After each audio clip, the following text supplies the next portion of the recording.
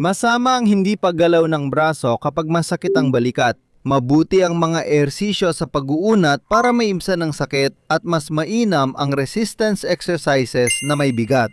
Masama ang hindi pagbubuhat ng grocery bag dahil baka makasama, mabuti ang magbuhat ng magaang gamit sa balikat at mas mainam ang ehersisyo na unti-unting dinadagdagan ang bigat. Masama isipin na ang resulta ng MRI lang ang sanhi ng sakit mo.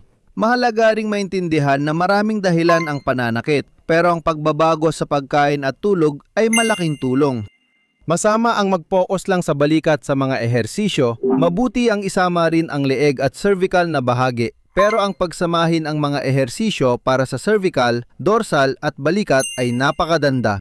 Masama ang iwasan ang pagtaas ng braso sa taas ng ulo dahil sa takot, mabuti ang igalaw ito hanggang sa hindi ka na nasasaktan. Pero ang muling sanayin ang galaw na ito ng paunti-unti ay napakaganda.